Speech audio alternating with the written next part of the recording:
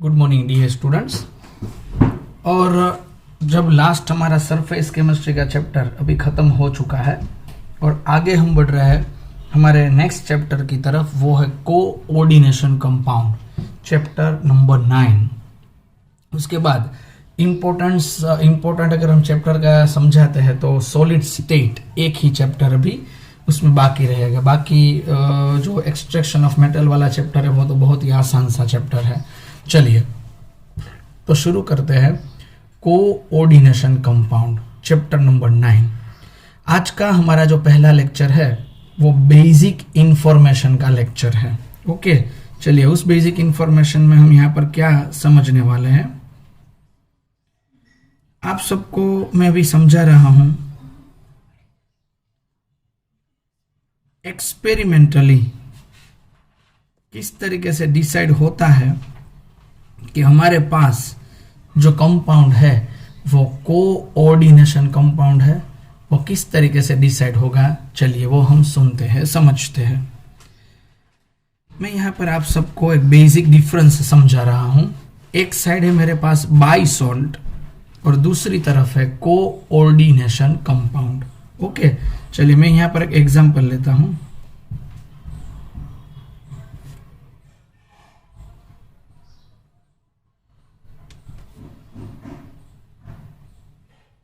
ये मेरे पास एलम का एग्जांपल है, K2SO4 Al2SO4 thrice into 24 of H2O।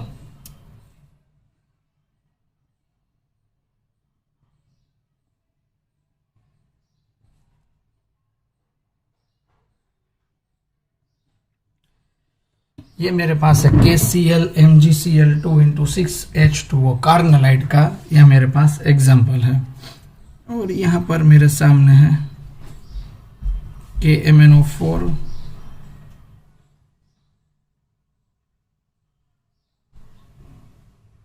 K2Cr2O7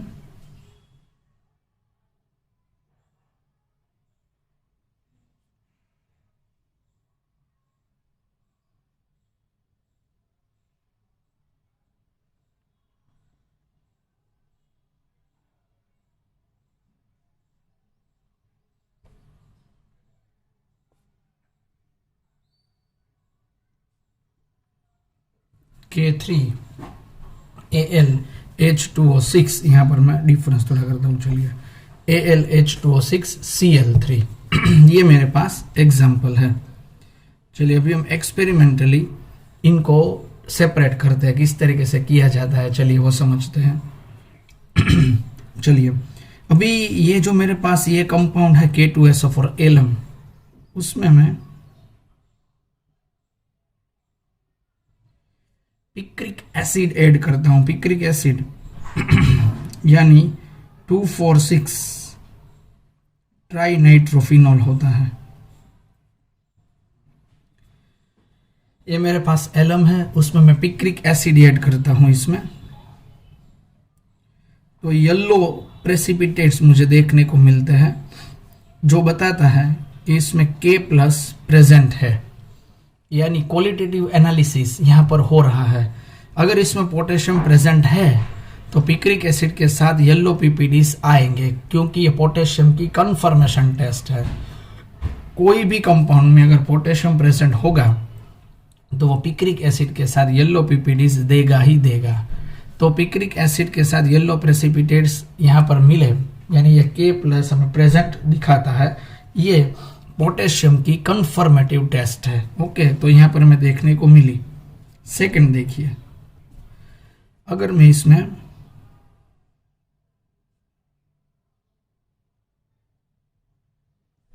barium chloride add करता हूं,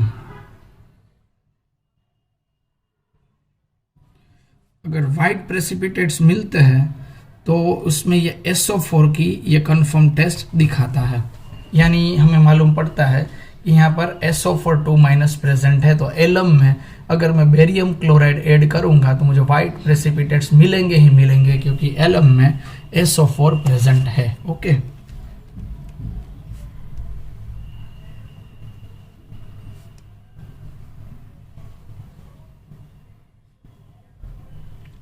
अगर मैं NaOH ऐड करता हूं और मुझे गम जैसे प्रेसिपिटेट्स मिलते हैं, गम लाइक पीपीटीज, तो ये एल्यूमिनियम 3+ प्रेजेंट बताता है। समझ लीजिए क्या हुआ इसमें, पोटेशियम में अगर इसमें पोटेशियम प्रेजेंट है तो मैं उसमें पिक्रिक एसिड ऐड करता हूं तो मुझे येलो प्रेसिपिटेट्स मिलते हैं। ये बताता है कि उसमें K+ प्रेजेंट है। अगर इसमें SO4 है और अगर मैं बेरियम क्लोराइड ऐड करता हूं तो मुझे वाइट प्रेसिपिटेट्स मिलते हैं, तो हम समझ सकते हैं कि इसमें SO4 2- है। अगर इसमें एल्यूमिनियम है और अगर हम NaOH ऐड करते हैं तो गम लाइक प्रेसिपिटेट्स मिलते हैं, जो दिखाते हैं कि उसमें एल्यूमिनियम 3+ प्रेजेंट है। सो ये बाइसॉल्ट में ऐसा देखने को मिला। यही समझ लीजिए पिक्रिक एसिड KMnO4 में पोटेशियम प्रेजेंट है, उसमें मैं पिक्रिक एसिड ऐड करता हूं तो मुझे येलो प्रेसिपिटेट्स नहीं मिलते हैं। पोटेशियम प्रेजेंट है फिर भी मुझे येलो प्रेसिपिटेट्स नहीं मिलते हैं, उसी को बोलते हैं कोऑर्डिनेशन कंपाउंड। कंपाउंड का मतलब ही यही होता है कि उसकी जो प्रॉपर्टी होती है वो लूज हो जाती है। जब कोई भी कंपाउंड बनता है तो उसकी प्रॉपर्टी लूज होने लगती है। तो एक्सपेरिमेंटल डिफरेंस आप सबके सामने आ गया। इसमें कोई भी अगर पोटेशियम होगा, समझ लीजिए एल्यूमिनियम होगा, समझ लीजिए SO4 होगा, तो भी ये कोई भी कंफर्मेटिव टेस्ट नहीं दिखाएगा। अगर उसमें कंफर्मेशन टेस्ट देखने को नहीं मिलती है तो हम आसानी से बोल सकते हैं कि ये कोऑर्डिनेशन कंपाउंड है। समझे आप बेसिक डिफरेंस बाइसॉल्ट और कोऑर्डिनेशन कंपाउंड का? तो यानी हम बोलते हैं this type of compounds losing their internal properties, so they do not form qualitative analysis.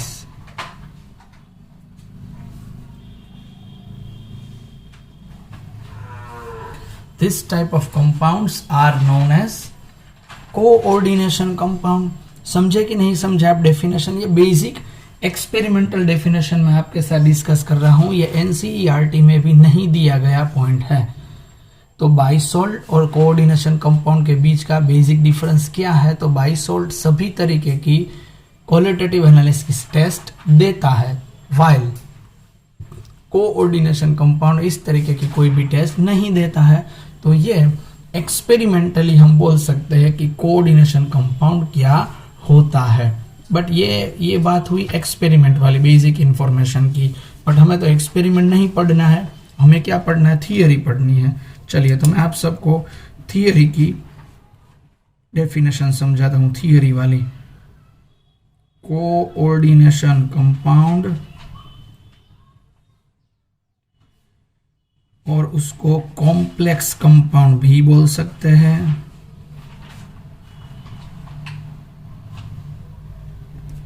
ठीक है, चलिए तो ये कोऑर्डिनेशन और कॉम्प्लेक्स कंपाउंड क्या होता है, चलिए उसकी बेसिक नीड क्या होती है। सबसे पहले ये कॉम्प्लेक्स कंपाउंड की बेसिक नीड, मेन कैरेक्टरिस्टिक उसकी क्या होती है? तो उसमें ट्रांजिशन एलिमेंट होता ही होता है।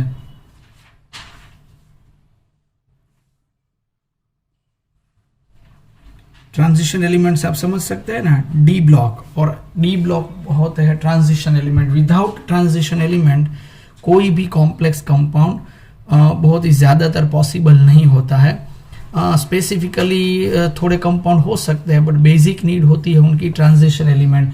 90% केसेस में ट्रांजिशन एलिमेंट नेसेसरी कंडीशन में होता है। So transition elements are basic need for the preparation of coordination compound. Coordination यहां पर बोलते हैं तो यहां पर बॉन्ड भी रहेगा, coordination bond, coordination covalent bond. ये रहेगा। कोऑर्डिनेशन कोवेलेंट बॉन्ड क्या होता है आप सबको वो भी मालूम होगा कि कोई भी एटम होता है वो अपना पेयर ऑफ इलेक्ट्रॉन दूसरे एटम को डोनेट करता है। कोऑर्डिनेशन बॉन्ड में क्या होता है, donating pair of electron to other atom. इस तरीके का जो बॉन्ड होता है उसको कोऑर्डिनेशन बॉन्ड यहाँ पर बोलते हैं, ठीक है। तो ये हमारे पास बेसिक नीड वाली जो इंफॉर्मेशन हम समझ रहे हैं, नीड क्या होता है, ट्रांजिशन एलिमेंट नेसेसरी, उसमें कौन सा बॉन्ड होता है, कोऑर्डिनेशन कोवेलेंट बॉन्ड। उसमें क्या होता है, तो पेयर ऑफ इलेक्ट्रॉन डोनेट होता है यहाँ पर अदर एटम को, ओके। तो ये कोऑर्डिनेशन बॉन्ड यहाँ पर होता है, वो भी उसका बॉन्ड फॉर्मेशन किस तरीके से हुआ उसकी इंफॉर्मेशन हम यहाँ पर दे सकते हैं, ओके। तो ये बॉन्ड की इंफॉर्मेशन हमने यहाँ पर दे दी। चलिए अभी हम थोड़ा आगे बढ़ते हैं डेफिनेशन की तरफ। क्या होता है देखिए, इन transition element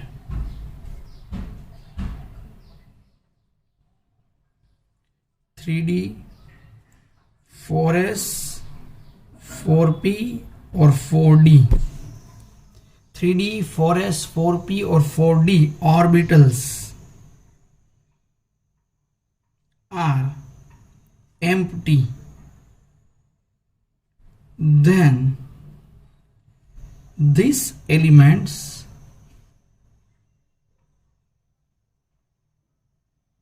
accept pair of electron, these elements accept pair of electron from negative ion or neutral atom, then